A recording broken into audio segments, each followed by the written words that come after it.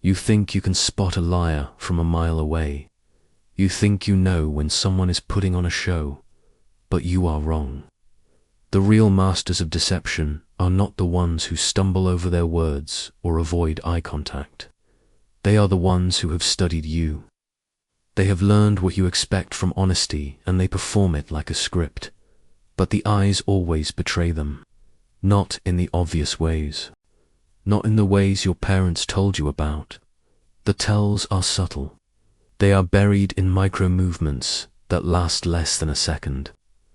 And once you know what to look for, you cannot unsee them. The first cue is the delayed blink. When someone is being genuine, their emotional state and physical reactions are synchronized. They feel something and their body responds immediately. But when someone is faking it, there is a gap. A tiny processing delay between what they are supposed to feel and what their face does. Watch their eyes when they react to good news or bad news. If they are truly surprised, truly happy, truly sad, the blink comes naturally with the emotion. It is instant. But when they are performing, the blink comes a half-second too late. They hear the news, they calculate the appropriate response. Then they blink. It happens because the brain is working overtime. They are running a simulation of what genuine emotion looks like and puppeting their face accordingly. The blink is not reflexive anymore. It is choreographed. This is why actors spend years learning to make their reactions feel natural, because the body knows, and the eyes cannot lie as easily as the mouth can.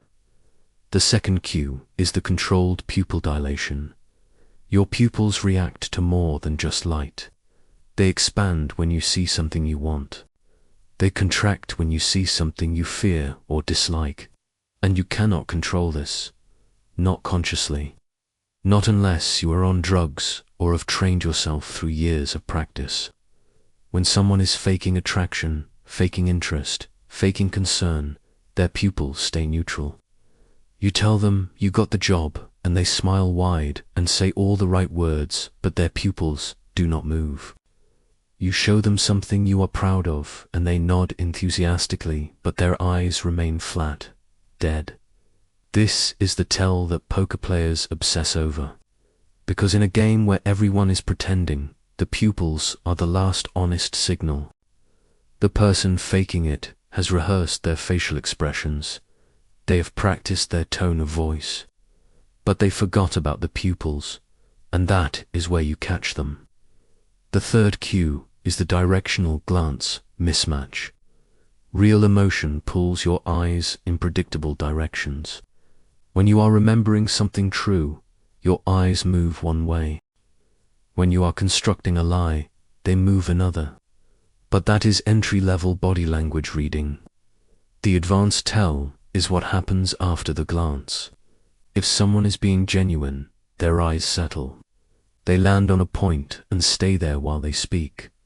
But when someone is faking, their eyes keep moving. They glance left to construct the story. Then they glance right to check if you are buying it.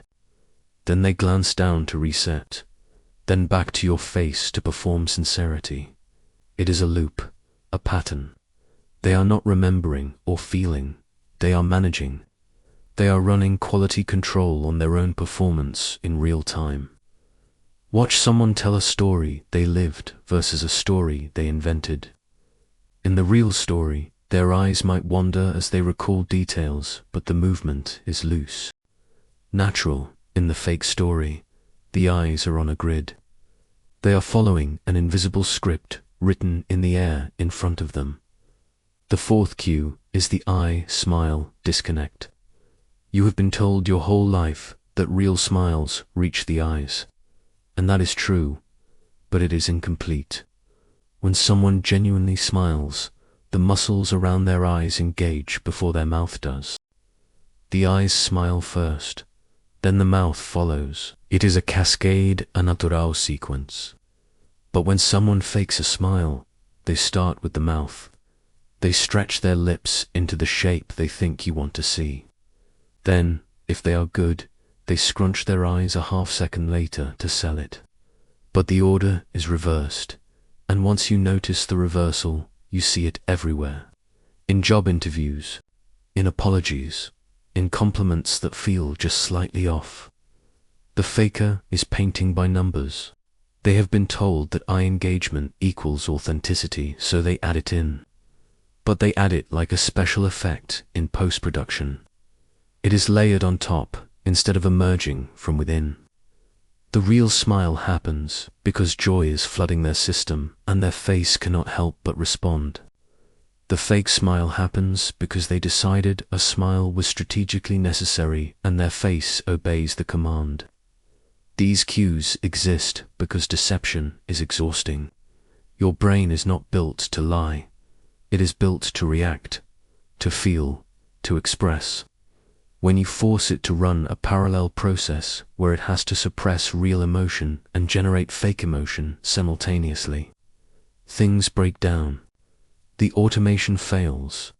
You have to manually control systems that are supposed to run on autopilot, and the eyes, being the most expressive part of your face, are where the cracks show first. This is not about becoming paranoid.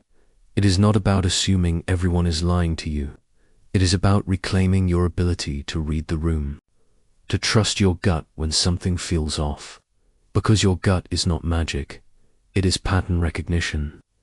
Your subconscious has been cataloging these micro-expressions your entire life. It knows when something does not add up. It is just that you have been taught to ignore it, to be polite, to give people the benefit of the doubt. And that is fine most of the time. But when the stakes are high, when you need to know if someone is real with you, these 4 cues will tell you everything. The delayed blink, the dead pupils, the glance loop, the reversed smile. They are the glitches in the performance.